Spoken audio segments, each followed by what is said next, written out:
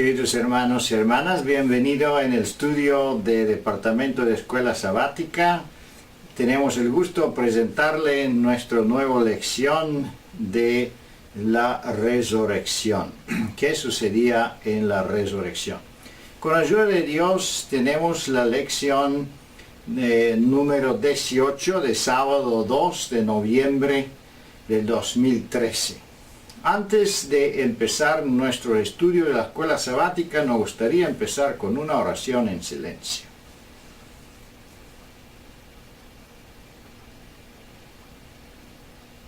Amén. Junto con nosotros, nuestra querida hermana Raquel. Bienvenida, Raquel. Ella tenía también un viaje y varios seminarios en Puerto Rico que Dios bendijo muy ricamente. Entonces estamos juntos otra vez, gracias a Dios. Queremos estudiar ahora nuestra lección, pero antes de eso debemos recordarnos que tenemos una ofrenda especial, una ofrenda de la iglesia en Myanmar, y sí nos gustaría presentarle un corto video para recordarnos dónde está Myanmar y cómo se ven nuestros hermanos.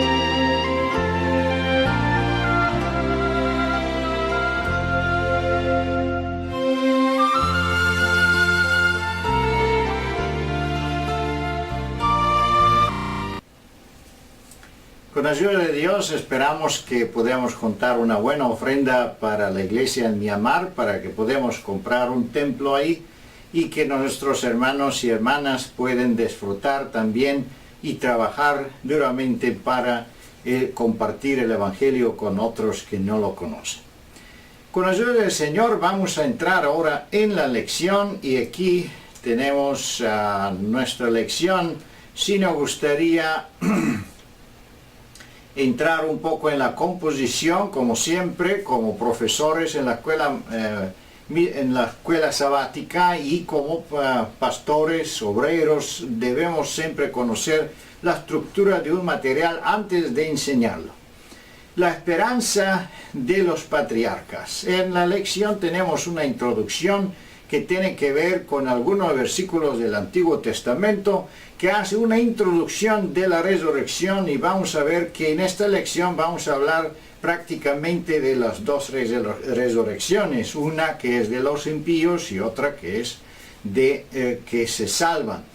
Sabemos también que hay una otra resurrección parcial, pero en esta lección no vamos a hablar de estos detalles, vamos a pasarlo por alto porque estamos hablando de una historia especial, de un enfrentamiento otra vez a Jesús con los saduceos, y como conocemos de las lecciones pasadas, Jesús tenía muchos diálogos con fariseos, con saduceos, con los herodianos y otros grupos de gente que lo escuchaba, algunos con interés de conocer la verdad y mucha más gente que no quería conocer la verdad, pero en contrario e intentaba entraparlo en alguna trampa. Pero aquí tenemos los saduceos, y aquí es el otro subtítulo que sigue la introducción entonces de la historia, de la conversación, cómo eso sucedió, qué fue la pregunta que preguntaron los saduceos y por supuesto qué fue la respuesta de Jesús. Aquí tenemos otro subtítulo: Jesús responde a la objeción. Vamos a ver qué es que responde Jesús. Pregunta 4 está bajo y 5 bajo este subtítulo. Entonces viene el último subtítulo que habla de la consideración bíblica. Vamos a ver qué dice la Biblia en conexión o en relación de la resurrección, de la importancia de la resurrección conectada con el plan de salvación.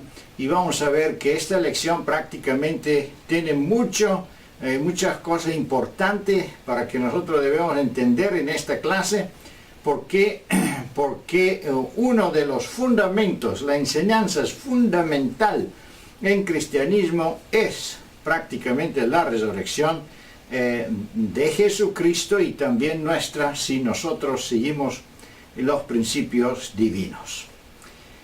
Bueno, con ayuda de Dios queremos regresar entonces en el principio de nuestra lección, y vamos a ver juntos algunos la pregunta número 1, y entramos en un poco más detalles en la lección.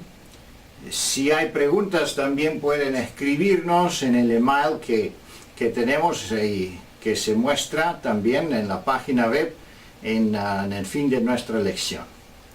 Aquí está la primera pregunta en nuestra lección.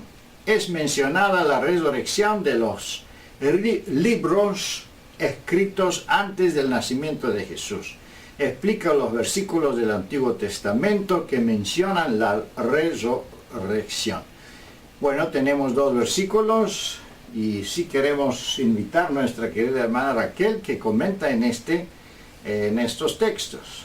Es importante considerar que en la lección que acabamos de terminar era un tema básicamente civil y político el que se estaba discutiendo.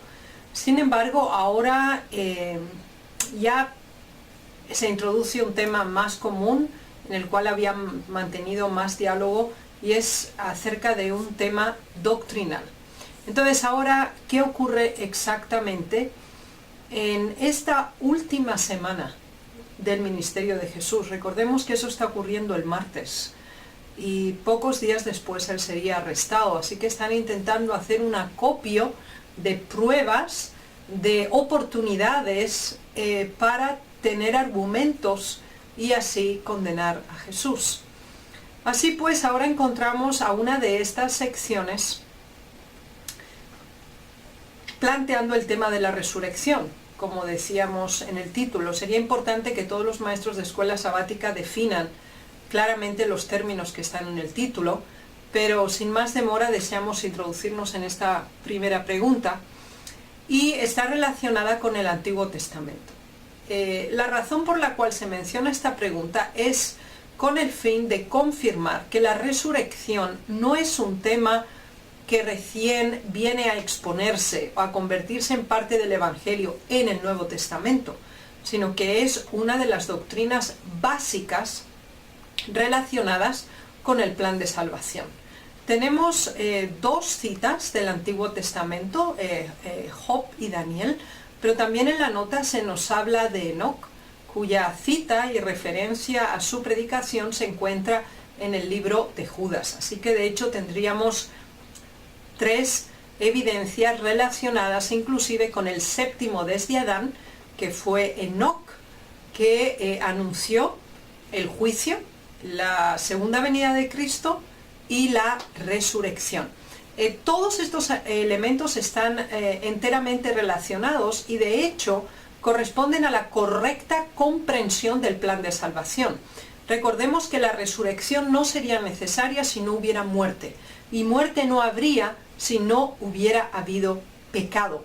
Así que esos tres elementos están interrelacionados.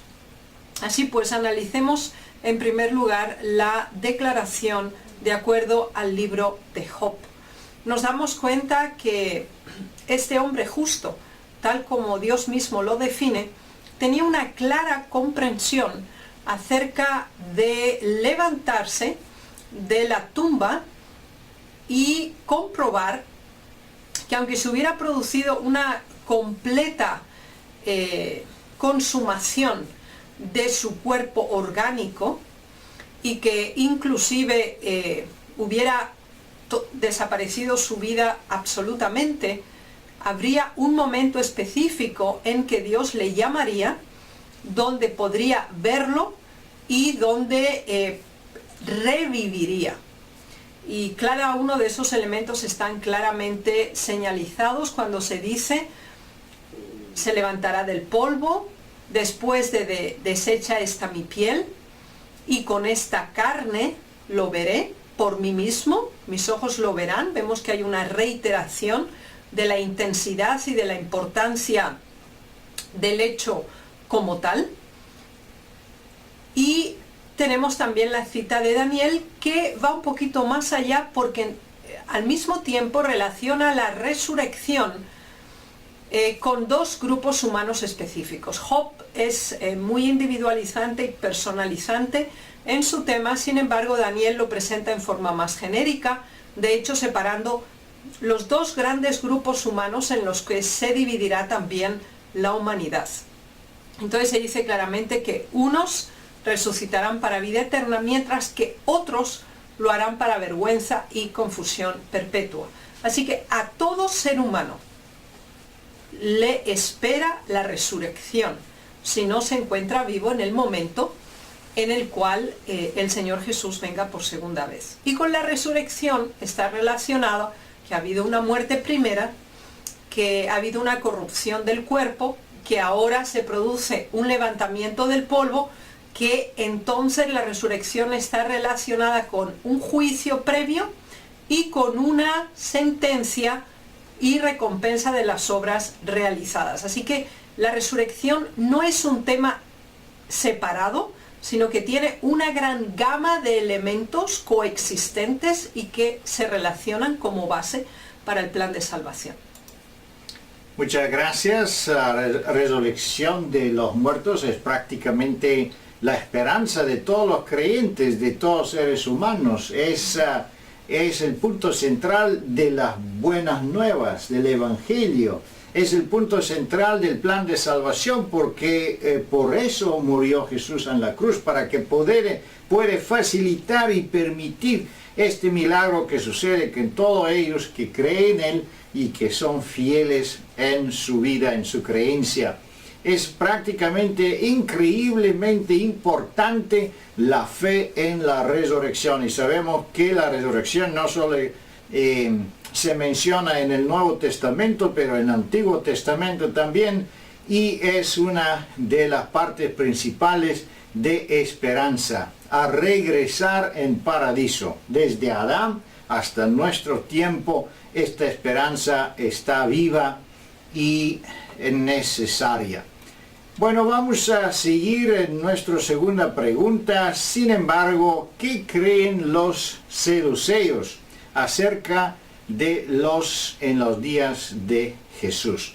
Sabemos que los saduceos fueron un partido también, o un grupo de judíos que tenía un lugar muy importante en Sanhedrin. Los saduceos también tenían un origen sacerdotal y por lo tanto tenían mucha influencia en el Sanhedrin, en el liderazgo de Israel, pero ellos tenían algunas creencias que no estaban en acuerdo con las creencias de los fariseos, por ejemplo.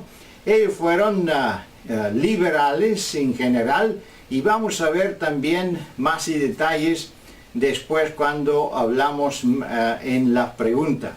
Primero sí nos gustaría invitar a Raquel, que comenta en el asunto de los saduceos y qué creían ellos? Bueno, cuando se rechaza algún punto doctrinal básico para la salvación, está generalmente acompañado de otros muchos. Así que los saduceos, aunque eran el linaje sacerdotal, de acuerdo a la línea de Sadoc, lamentablemente tenemos que comprobar que su comprensión era muy limitada y estaba desde luego influida por su propia filosofía materialista y su propio escepticismo. Por ejemplo, ellos no aceptaban la existencia de los ángeles, ya que su materialismo no se refería solamente al interés en la riqueza, sino también a considerar únicamente como posible aquello que era tangible, es decir, que podía tocarse, sobre lo cual un ser humano tenía influencia y podía hacer algo.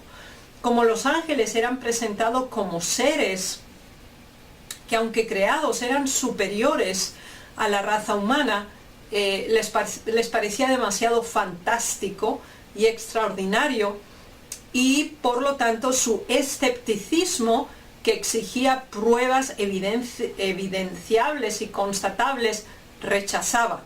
Otro de los elementos era obviamente la resurrección, porque se relacionaba con varios elementos que ellos rechazaban.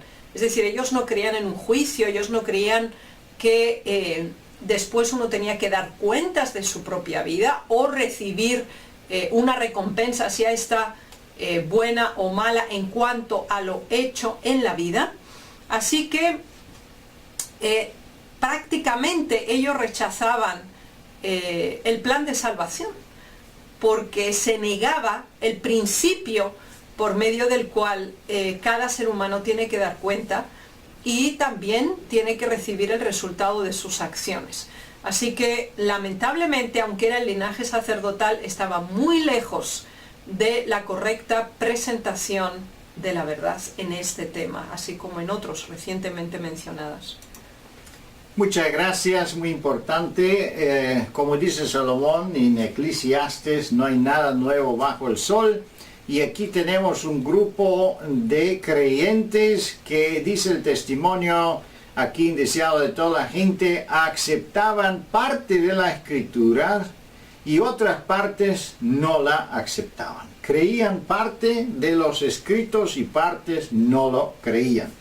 En general, ellos no creían en la existencia de un mundo invisible, y todo que es invisible, los espíritus, los ángeles y todo lo demás, ellos no lo aceptaban que existía. Pero es interesante que hoy día, Raquel, también tenemos un precedente semejante, porque siempre en la historia de la humanidad y del cristianismo tenían gente que aceptarían o aceptan parte de la Escritura y rechazan otra parte de la Escritura. Igual también hoy día tenemos mucha gente que aceptan parte de los versículos bíblicos y otras no, parte de los testimonios de hermana White y partes no. Eso es el espíritu de los saduceos. Y lamentablemente vamos a ver que esta gente, este tipo de creencia fue condenada y reprendida por Jesús, porque no podemos rechazar la Escritura. Pero vamos a ver que Jesús responde a esta gente de una forma muy sabia, muy bien fundamentado, también con versículos bíblicos, y vamos a llegar a más detalles más tarde. Ahora tenemos la pregunta número 3. ¿Qué argumento presentaron con su objeción a la resurrección? ¿Hubo algún apoyo bíblico para su creencia? Vamos a ver ahora que los saduceos, si ellos hablaban con Jesús sabiendo que es un maestro, una persona que enseñaba la Escritura, ellos también buscaban su apoyo en la Escritura y buscaban la letra de la Escritura. Y vamos a ver qué tipo de historia ellos presentaron. Bien, es importante que el modo en que ellos presentan esta historia, corresponde de hecho a la ley del levirato. Aquí se nos habla de una pareja donde él fallece sin dejar descendencia, de acuerdo, como mencionamos, a la ley del levirato. El hermano o el pariente más cercano debía contraer matrimonio con la viuda de tal manera que tuviera descendencia y de ese modo se preservara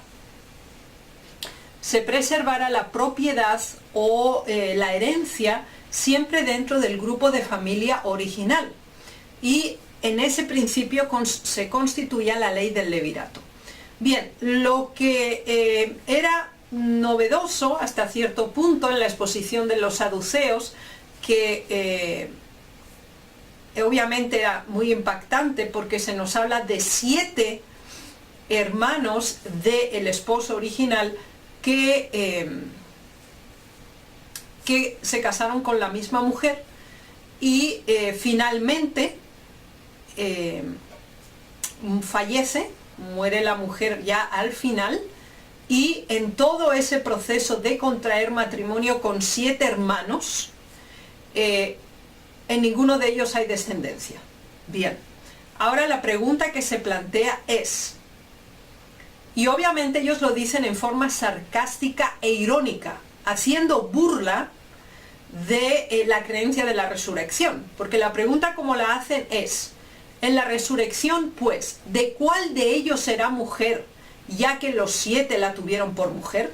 Es decir, ridiculizaban la resurrección, y por eso presentaron ese tema y ese ejemplo específico tan extremo, de hecho, con el fin de decir que qué absurdo y cuán carente de sentido tiene el tema de la resurrección, ya que ellos partían del principio que, suponiendo que hubiera alguna resurrección, el ser humano continuaba su vida exactamente en el punto donde la dejó. Es decir, no habría una transformación, no habría una regeneración, sino que se constataría el mismo estilo de vida. Bien, entonces esta es la pregunta, y ellos partían precisamente de la ley del levirato, como hemos mencionado, y a partir de aquí pues esperaban que el Señor Jesús le diera una respuesta. Ellos ya suponían que la respuesta iba a ser sin fundamento, y lo que pretendían es que Jesús fuera ridiculizado como maestro ante la población, y de esa manera ellos quedaran confirmados en su doctrina, y al mismo tiempo, por extensión también, pues burlarse de los fariseos, cuyo tema de discusión con ellos era común al respecto. Muchas gracias. Muy interesante. Sabemos que Jesús pasaban por una a otra prueba. Cada conversación que él tenía con los líderes del pueblo de Israel fue una confrontación en puntos doctrinales, preguntas cauciosas, y gracias a Dios él siempre tenía la respuesta. También tenemos nosotros la promesa que si tenemos Espíritu el Santo con nosotros, también él le puede avisar en cualquier cosa semejante, una situación semejante, cómo responder en estas situaciones difíciles. Pero vamos a ver que prácticamente los saduceos se aferraban a la letra como está escrita, pero al mismo tiempo, para conseguir su propósito, ellos entregaban o introducieron una historia que prácticamente no ha sucedido en realidad. Es una historia ficticia, ¿cómo se llama? Ficticia. Y muchas veces cuando nosotros dialogamos como oponentes de la verdad, especialmente si toca otra vez el tema de matrimonio, también los oponentes traen varios ejemplos diciendo, pero eso, y si pasa esto, y si pasa el otro, ¿qué vamos a hacer en este caso, el otro caso? Pero sabemos que la escritura o la verdad como tal se defiende ella misma, y vamos a ver que muy pronto Jesús respondió de una manera, como siempre, una manera muy sabia, y aquí está la respuesta en pregunta número 4.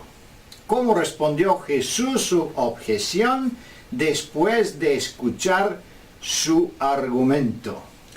Bien, el Señor Jesús fue muy contundente, precisamente porque conocía que sus propósitos eran malos. Ellos usaban una verdad tan importante y significativa como es la de la resurrección con el fin de ridiculizar la verdad, ridiculizar el plan de salvación y por ende a Jesús mismo. Así que era necesario que Él actuara en una forma confrontando la situación. Así que lo primero que les dice es: erráis.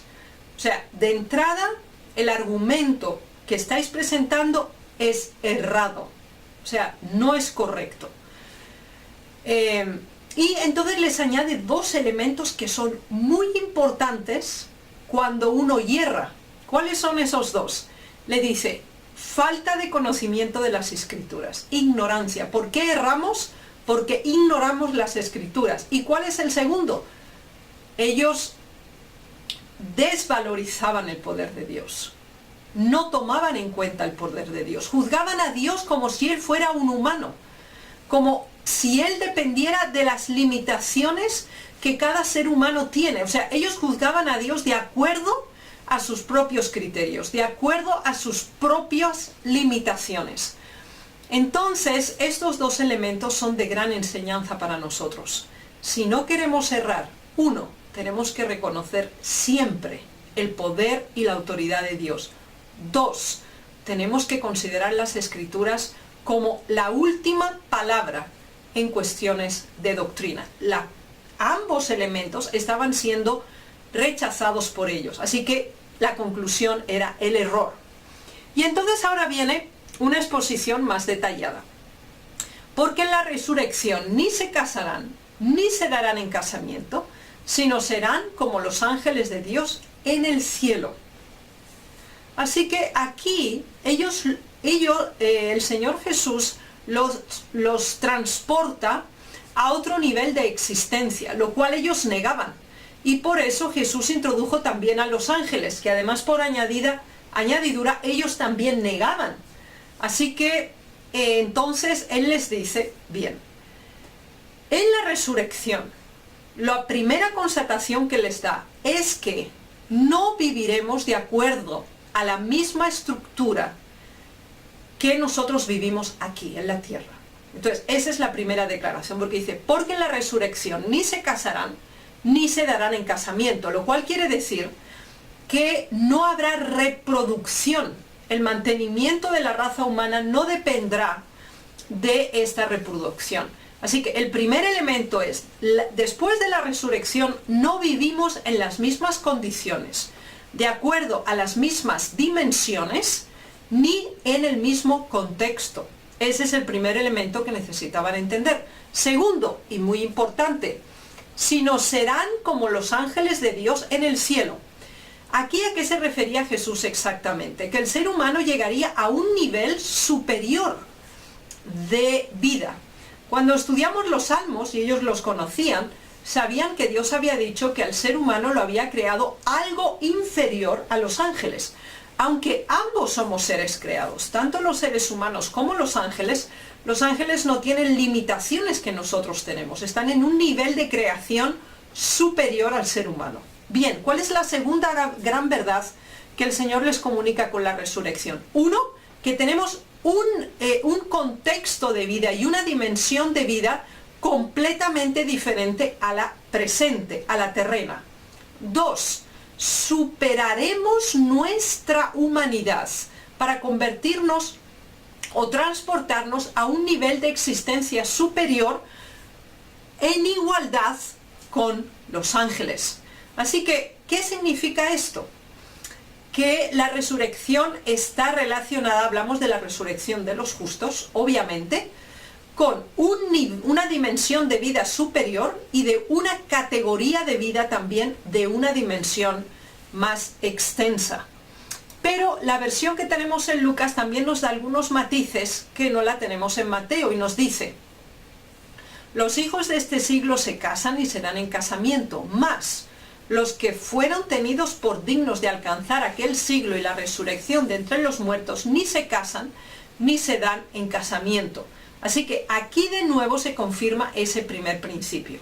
La resurrección es un punto y aparte entre la vida terrena, tal como la conocemos aquí, cuando después de la resurrección el ser humano llega a un nivel superior de existencia que no se rige por las mismas dimensiones o limitaciones que aquí tenemos. Así que les hizo entender a los saduceos: vuestra historia es irrelevante en este contexto, porque cuando se hace la resurrección no es el tema quién se casa, quién se deja de casar, con quién estuvo casado o con quién va a vivir ahora, porque es otra dimensión de existencia que no está basada en la misma que nosotros tenemos ahora.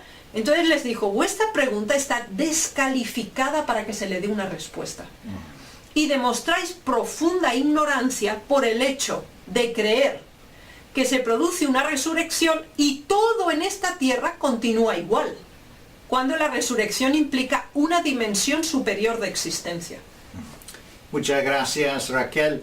Y creo que esta lección es muy importante para todos nosotros, especialmente para la gente que intenta hacer especulaciones con las Escrituras y intentando explicar los milagros de Dios, explicar o intentar de explicar las cosas que no están escritas de una forma científica, de una forma en acuerdo con las palabras o con la terminología de la teología moderna o de la ciencia.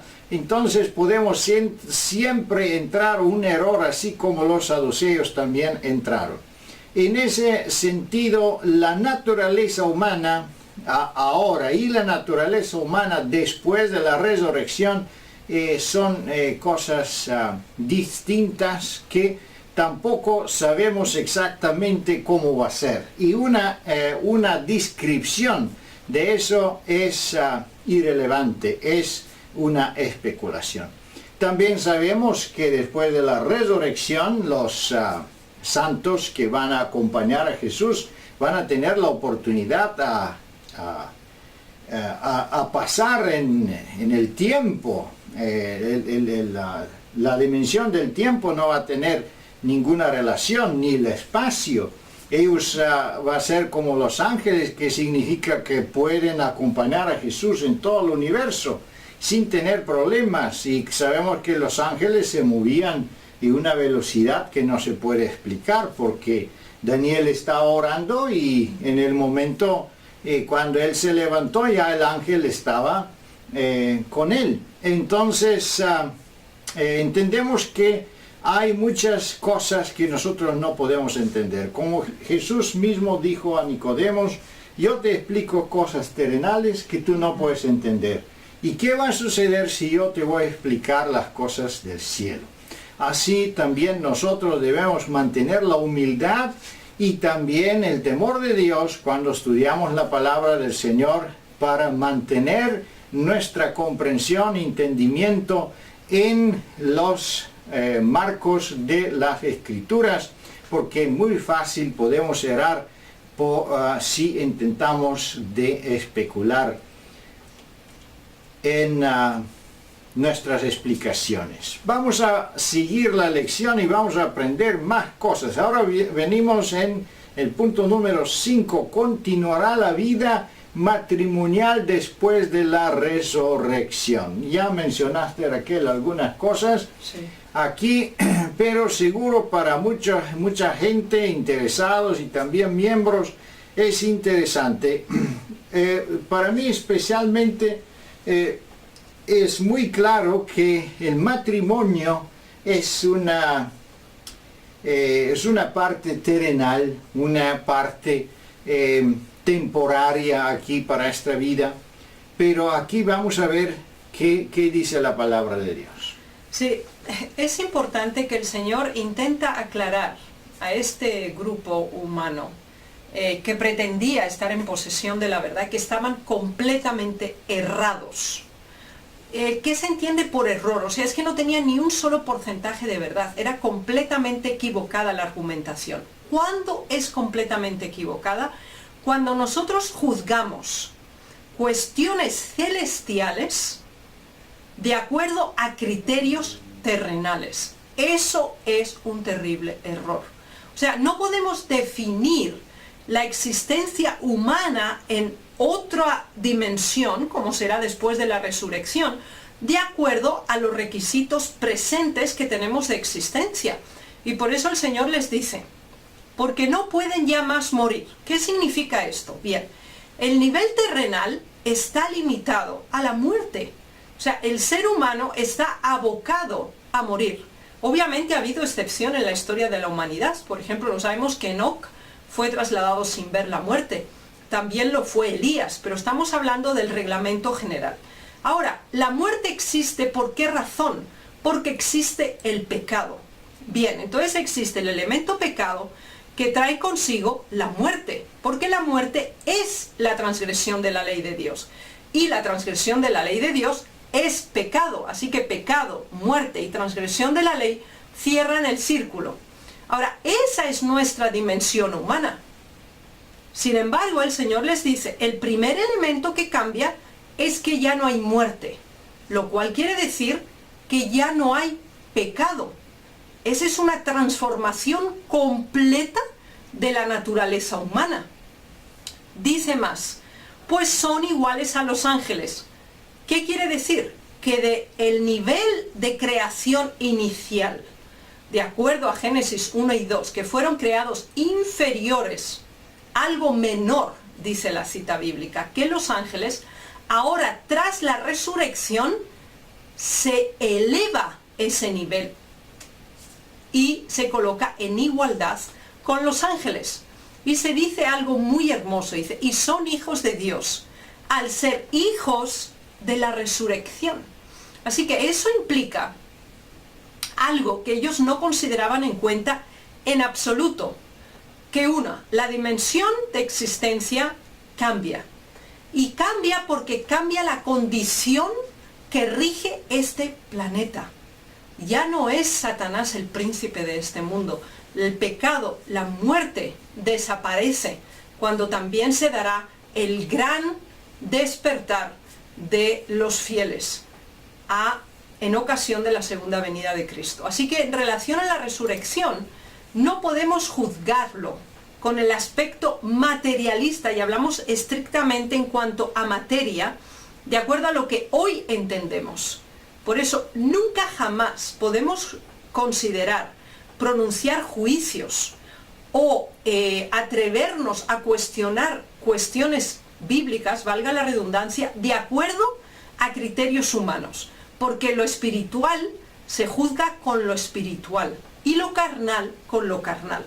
Y eso es lo que les está explicando aquí el Señor Jesús. Hay dos grandes momentos, el aquí y el después. Y el aquí o ahora no puede transmutarse a lo que será después. Es importante entender que hay preguntas relacionadas con nuestra vida espiritual, con la Biblia y especialmente con la vida eterna, que nosotros no podemos entender con la lógica humana. No se puede entender con lógica humana porque la vida en la vida eterna no es la vida aquí terrenal. También nada de eso que tenemos nosotros en la tierra lo vamos a tener en el cielo. Tenemos otras descripciones de la ciudad que es de oro, pero no es exactamente de oro porque es transparente como cristal. Tenemos un mar que es un mar, pero es un mar de cristal. Bueno, son descripciones del profeta que él intentó traducir a la realidad aquí, pero no se podía. También tenemos los testimonios de hermana White regresando de una visión donde ella visitó esos lugares celestiales. y decía claramente que no hay palabras en esa tierra con que podía hacer una descripción exacta de todo que ella podía ver. También el apóstol Pablo dice que todo que ojo no lo ha visto, que oído no ha escuchado y que en la mente humana no ha podido entrar, es que espera los que se van a salvar. Que con otra palabra, eso significa que no importa cuánto vamos a intentar, nunca vamos a llegar a una comprensión final absoluta de eso que espera a los salvos en la vida eterna. Con ayuda del Señor seguimos adelante porque tenemos un punto importante en pregunta número 6. ¿Qué declaró el maestro para corroborar la doctrina de la resurrección? ¿Sería significante para el Señor llamarse sí mismo el Dios de Abraham, Isaac y Jacob, si después de su muerte no había resurrección? Y aquí tenemos un punto interesante. Vamos a conectar el Nuevo con el Antiguo Testamento otra vez, porque en el principio de la lección, en la introducción, vamos a ver que todos los patriarcas y todos creían en la resurrección, y eso fue una de las doctrinas que unían la gente y le daba la esperanza. Pero ahora vamos a ver que no solo que Jesús conecta el Antiguo Testamento, o cita versículos del Antiguo Testamento, pero él se identifica con Abraham, con Isaac, con Jacob, y vamos a ver de qué manera. Sí, es interesante en primer lugar por qué el Señor Jesús usó precisamente estas citas. Recordemos que los saduceos no aceptaban el Antiguo Testamento completo, ellos solo aceptaban el Pentateuco. Sobre todo el resto de los libros que los fariseos aceptaban, los saduceos los cuestionaban mucho. Así que para ellos no eran criterios a considerar los contenidos del resto. Pero el Pentateuco era aceptado unánimemente por los saduceos, es decir, los 5 libros de Moisés, la ley, la Torá. Bien, entonces ahora el Señor Jesús, para que no haya dudas, para que ellos no cuestionen en ningún momento posteriormente la argumentación, entonces les menciona a 3 grandes patriarcas. Les menciona a Abraham, a Isaac y a Jacob.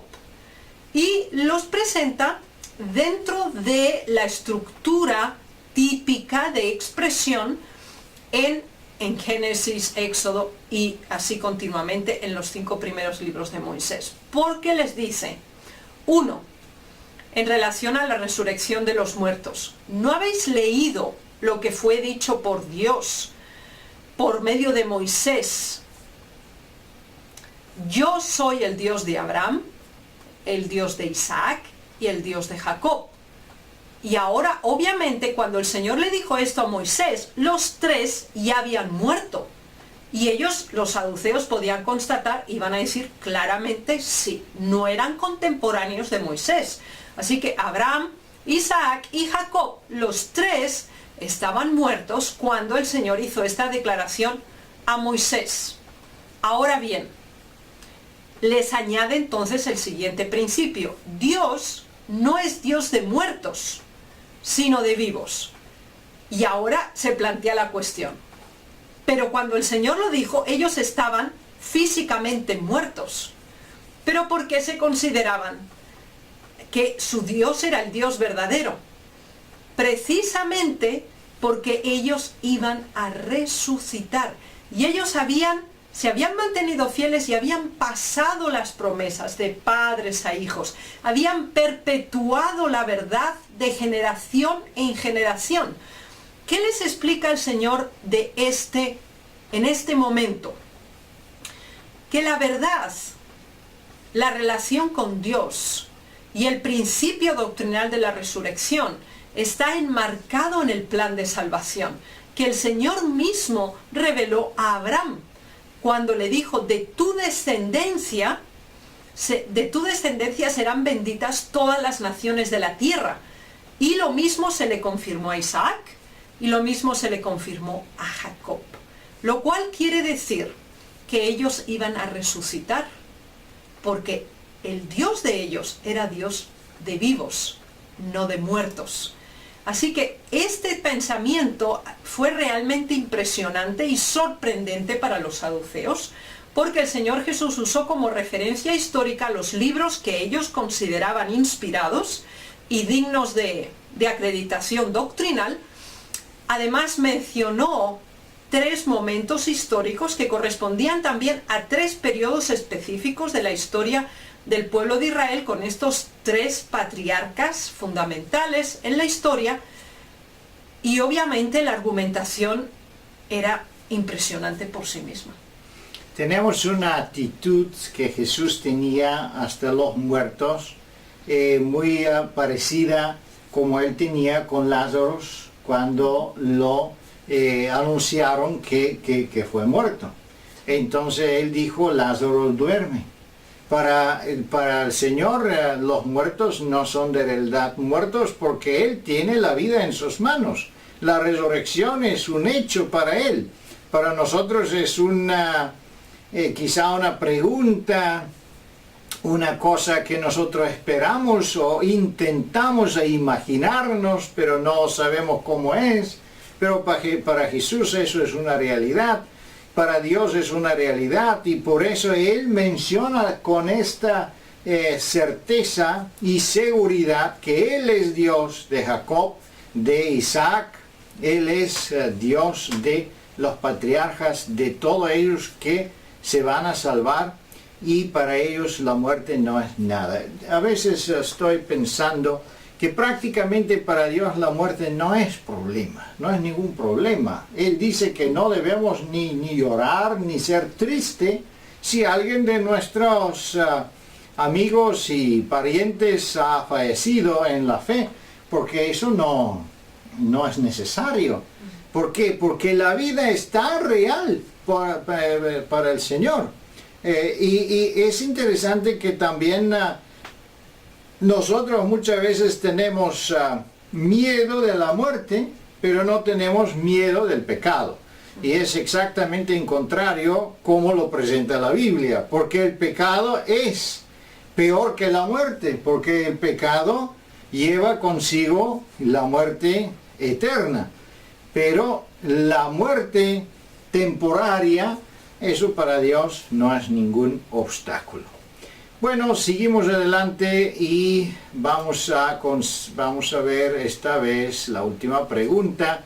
Después de oír esta respuesta, que reconocieron algunos escribas y la gente. Vamos a ver que los fariseos otra vez estaban ahí escuchando y esperando algunas fallas, algunas palabras que ellos podían usar contra Jesús, y otra vez regresaron con manos vacíos. ¿Qué dijeron la gente y las escribas? Bueno, la gente en general, todas las personas que habían sido testigos de esta otra trampa, pues se quedaron admirados, porque a ellos jamás se les había ocurrido ese argumento. Inclusive los fariseos, aunque eran defensores de la resurrección, ante la especulación y la argumentación y la lógica filosófica y dialéctica de los saduceos, pues ellos a veces se quedaban sin argumentos. Y esa es la razón por qué los saduceos se sentían tan firmes y tan seguros en su creencia, que era obviamente errada. Pero ahora, ante la respuesta de Jesús, ellos no pueden encontrar una respuesta. Así que de nuevo quedan en silencio, igual que en la ocasión anterior, cuando también le preguntaron acerca de los impuestos. También se admiraban, también quedaron en silencio. Sin embargo, los escribas, que generalmente eran la línea de los fariseos, le dijeron: maestro, bien has dicho. Así que los fariseos, sintieron una gratificación, obviamente netamente argumentativa, no porque consideraran más a Jesús por esa razón, pero sí sintieron que el argumento obviamente era de peso y que los saduceos, como era costumbre, no pudieron luchar o oponerse a ese principio. Y creo que esto tiene una enseñanza que nosotros tenemos que considerar. Y los principios de estudio el Señor Jesús los coloca aquí en dos grandes variables. Les dice, el conocimiento de las Escrituras y el poder de Dios. Estas son dos cuestiones básicas que tenemos que respetar profundamente para no caer en un error y no especular con verdades que ya están claramente definidas. Así que no nos atrevamos a considerar un argumento bíblico de acuerdo a nuestra perspectiva presente del hoy, de nuestro modo de vivir. Y nunca podemos ponerle límites al poder de Dios, porque Él no depende de las dimensiones, los espacios, la materia y el tiempo, como nosotros, que somos limitados tridimensionalmente. Así que no podemos limitar el poder de Dios, porque si no estamos entrando en un área donde es altamente peligrosa. Y segundo, estamos ignorando la profundidad de las Sagradas Escrituras. Muchas gracias. Prácticamente esta lección es muy importante para todos nosotros y especialmente para los maestros, para los ministros, los pastores, porque muchas veces entramos en discusiones y diálogos doctrinales, especialmente si entramos en un diálogo en los asuntos de la divinidad, de la naturaleza de Dios, de la naturaleza del Espíritu Santo. En estos temas se puede errar tanto, en la misma manera como los saduceos estaban en esa situación. ¿Por qué? Porque nosotros no tenemos el conocimiento ni tenemos la posibilidad de obtener este conocimiento. Y muchas veces, ¿qué sucede? Es que la gente empieza a especular con las explicaciones de la naturaleza del Espíritu Santo, o de Dios, o de Jesús. Entonces llegan a conclusiones, a definiciones, lo creen, lo predican, lo distribuyen como jueces que deciden qué es Dios y cómo debe ser Dios. Imagínense hasta qué punto de orgullo y hasta qué punto de ignorancia puede llegar el ser humano a conseguir su propia sabiduría más elevada que esta de Dios y empezar a juzgar y empezar a describir quién es Dios y cómo es, sin tener una revelación directa de Dios como tenía en ese caso Jesús o los profetas del Antiguo y del Nuevo Testamento. Es sumamente peligroso a hacer eso porque puede también costar nuestra vida eterna y podemos entrar en un pecado grave. Pero con la ayuda de Dios esta lección también nos da a entender que la resurrección es algo cierto. No solo cierto, pero es muy, muy, muy cierto. Es seguro, es totalmente seguro. Queridos hermanos y hermanas, imagínense qué glorioso va a ser en este día de la resurrección, cuando cambiamos de esa naturaleza pudrida, esa naturaleza corrupta, esa naturaleza dañada por el pecado después de tantos miles de años de existencia y las debilidades hereditarias y las enfermedades, y vamos a entrar en una naturaleza nueva, una naturaleza perfecta, gloriosa, una naturaleza que no conoce el espacio, no conoce el tiempo, una naturaleza que nunca puede morir. Queridos hermanos y hermanas, que Dios le bendiga y le guarde y que le da un celo especial para conocer la palabra de Dios y vivir en acuerdo con los principios divinos. Amén. ¿Algunas palabras, Raquel, para conclusión? Yo quisiera enfatizar los dos elementos que el Señor mantuvo claramente delante de los saduceos y que ellos habían pasado por alto y por esa razón habían caído en un error. 1. Limitar a Dios. 2, desconocer las Escrituras. Si queremos permanecer en la verdad, no podemos encuadrar o enmarcar a Dios. Dios es infinito. Y para Dios no hay nada imposible. Incluso lo que humanamente nosotros no nos podemos imaginar, para Dios es totalmente realizable. Y segundo, nunca manipulemos, especulemos, violentemos o descontextualicemos las Sagradas Escrituras. Mantengámoslas puras y reconozcámoslas aún así cuando nos tienen que amonestar y mostrarnos cuál es la verdad. Muchas gracias. Dios le bendiga, queridos hermanos y hermanas. Ten un bendito, un bendecido sábado y no se olvidan a recomendar nuestra página web y nuestro programa a sus amigos, a sus hermanos, a sus vecinos, porque el aprendizaje de la palabra de Dios es sumamente importante. Que Dios le bendiga y que tenga un buen y feliz sábado. Amén. Amén.